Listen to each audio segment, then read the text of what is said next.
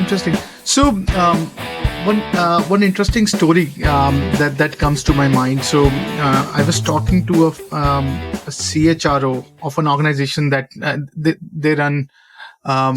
They have steel factories around North America, and he was telling me that one of the fascinating thing about what pandemic did to this particular organization was people are more online. So they used to have this local excellence award or telling the story or whatever. So they started something called humanity or something, or showing your humanity or story of your humanity, and in which they celebrate the local stories.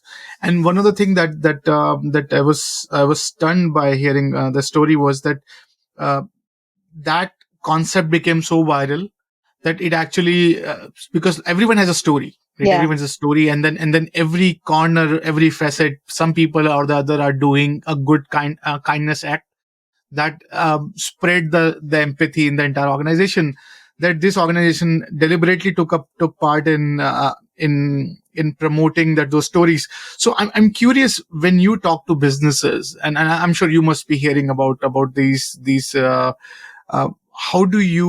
what would you advise organization of how they can better spread empathy and better spread within the organization? Yeah, absolutely. Exactly what you said, Vishal. Like, stories are the best way to bring those understanding of each other. Understanding each other's stories help us understand, walk in other people's shoes. Many organizations started doing that. Like Deloitte started an initiative called Uncensored, Stories of Black Professionals at Deloitte, to just listen and read stories of people who are experiencing microaggressions, not only inside the walls of like where they work, if there are, but also in the bigger society. Like, what's their life when they leave their house to come to the office? What they experience on the way? What are the microaggressions they see? What are the lost opportunities exist in our societies for high quality people who are just being seen as different because of the biases that we have? And stories do something magical. So when we talk with organizations, we tell them there is a science behind storytelling. There is actually a part in our brain. There is a real muscle of empathy in our brain that gets activated by listening to another's story. There is oxytocin that gets released in our brain when we watch a story and we get engaged in a good story that helps release that chemistry, that chemical that is needed for being more compassionate and more open. So when we're talking about human skills, like we're talking about like active listening, how can we become active listeners? We need to be more compassionate to become active listeners, right? How can we become aware of our biases? Again, we need to have that empathy to pause and think about our biases, right? So these are all related, and the storytelling aspect, like a good human-centered story, can help us activate that part of our brain.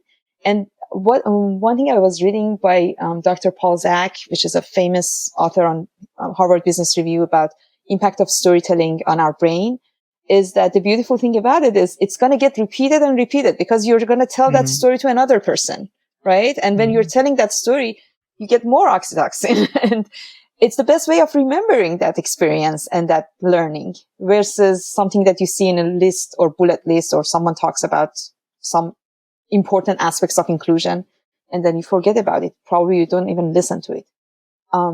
That's how we can just activate that aspect as organizations, as leaders in organizations.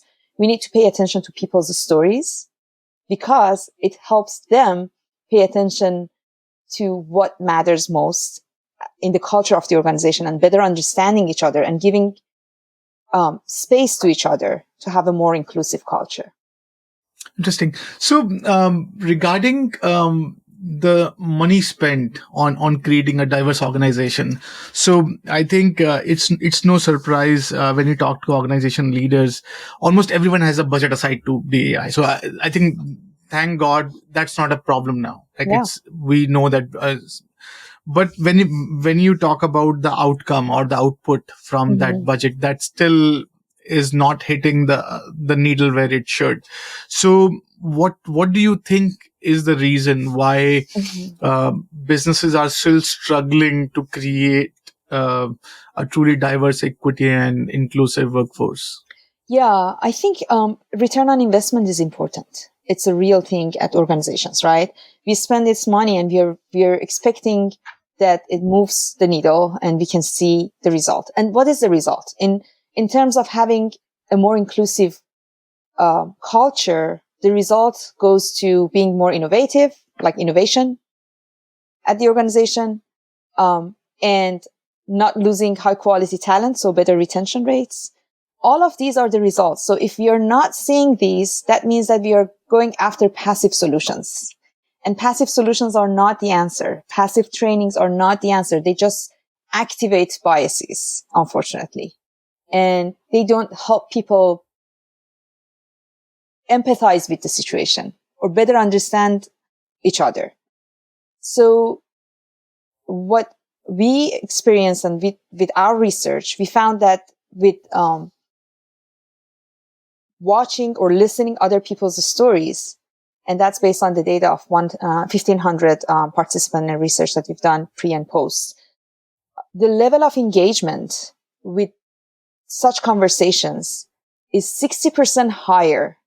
So the average of market is 30%, and we get to around 90% of engagement on these conversations. What that tells us is there are real conversations are happening. That's why people are more engaged. And that's why it's going to carry on and it's going to create that return on investment, because you see actions at these engagements that happens right away. For example, one example is we've observed reverse mentorship happening in our live sessions. These are the indications. So we need to look at the indications and look at and measure how much we are really moving the needle with these conversations around diversity, equity, inclusion. We don't want to just check a box. That's obviously waste of money, right? And it's not gonna create any value for anyone. So I'm curious to learn what is a successful metric to figure out if you are actually your DEI program is going right. So if I'm investing few dollars, I think you rightly you pointed out that the return on investment is the key. Mm-hmm. So what should my metric be when it comes to the outcome of my DEI program? Absolutely. So there are very different metrics and really great ways to really look at that. And the best ones that we found right now are the level of innovation. So the business case for what is happening when you have that inclusive culture. One of the most important things that study after study proved is you have a more innovative organization when you have more inclusive organization. So this correlation is really important. And measuring that could be something that definitely can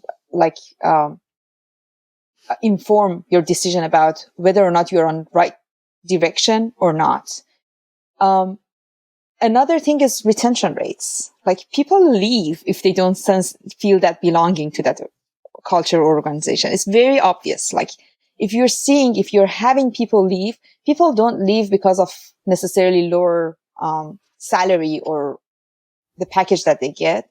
People leave when they don't feel they belong. When you don't have that culture that helps them be open and have that psychological safety to share and give feedback, it's very natural result that they don't feel that they can change anything or they can be they can't dance in this party. So why should they stay? They're going to leave. So there are really objective ways that we can measure how much we are changing. And it's I know I hear a lot about like survey fatigue and how it's creating pain and challenge for HR leaders. And I guess if we pay attention to right metrics and measure the right metrics and be open and understand that feedback is gift, we can get the right metrics and